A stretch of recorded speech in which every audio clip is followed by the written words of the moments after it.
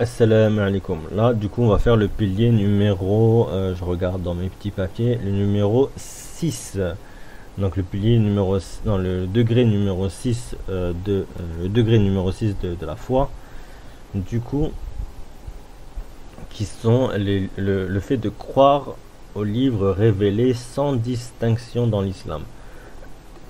Donc les musulmans croient en tous les livres révélés par Allah sans distinction car ils considèrent chaque révélation comme une source de guidance divine. Donc vous avez l'Injil dans le Coran, vous avez l'Injil et vous avez, je sais pas si vous avez d'autres livres majeurs aussi. Donc bref, dans le Coran, vous avez vraiment beaucoup d'autres livres, hein, d'accord. C'est vraiment ça condense beaucoup de révélations. Après, Allahu A'lam, hein, peut-être que peut-être que les prophètes asiatiques sont les prophètes dont on connaît très peu, tels que Lao Tzu ou Confucius. Peut-être qu'ils étaient des prophètes. Ça, on ne le saura jamais. Il n'y a que Allah qui le sait et eux-mêmes, hein, d'accord. Euh, Bouddha peut-être était un prophète. Allahu A'lam, hein. Peut-être que c'était Sina Isa, peut-être que c'était. Bref, on ne le sait pas. Bref, cette croyance du coup inclut les livres majeurs. Donc le fait de croire en tous les livres sans distinction inclut les livres majeurs tels que la Torah donnée à Moïse, les psaumes attribués à David, l'évangile confié à Jésus et le Coran révélé à Mohammed alayhi salam. La croyance en tous les livres révélés souligne l'unicité du message divin à travers les différentes époques et les différents prophètes. Les musulmans estiment que bien que les livres antérieurs ont été altérés au fil du temps, le Coran est préservé de toute altération, faisant de lui la source finale et authentique de guidance. D'accord ? Chaque livre révélé avait pour but de guider les gens vers la foi en un Dieu unique. D'accord ? Tous les livres, hein, c'est ça, en un Dieu unique. C'est pour ça que la Bible pour nous a été altérée parce qu'il y a des passages qui sont contradictoires. Hein, d'accord ?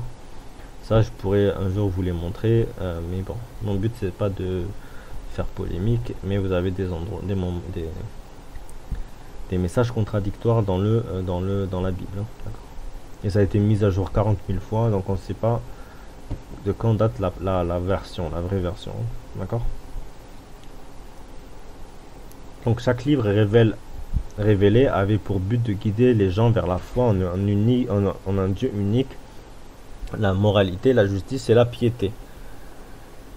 Croire en tous les livres révélés renforce la croyance en la continuité du message divin à travers les générations. D'accord, ça permet de dire, bah ça, lui il avait raison, allez je continue le message sur ça. Et ça fait petit à petit un grand message vraiment universel. D'accord. La croyance en tous les livres révélés encourage le respect des autres traditions religieuses et favorise le dialogue interreligieux. Ça, je sais pas pourquoi il a écrit ça, mais c'est pas intéressant. Je comprends pas, attendez. La croyance en tous les livres révélés encourage le respect des autres traditions. Bref. Ouais, peut-être. Ah oui, c'est vrai, oui, avec les chrétiens, etc. Oui, du coup, on a des points en commun. Oui, c'est peut-être ça que oui. Parce que moi, je vois la religion chrétienne comme une version, une première version du logiciel, non, deuxième version du logiciel.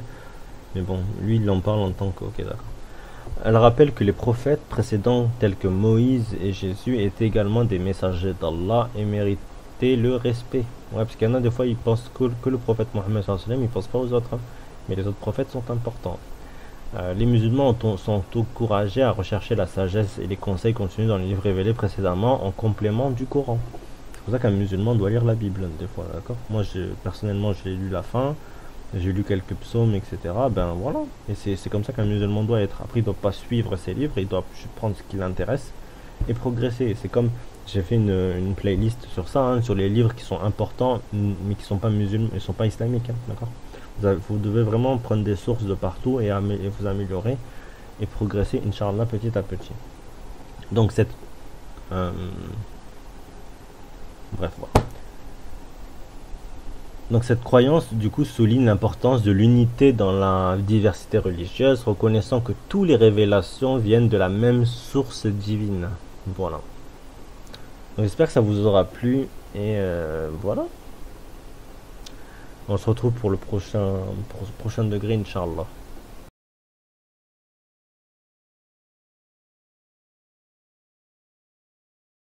Allah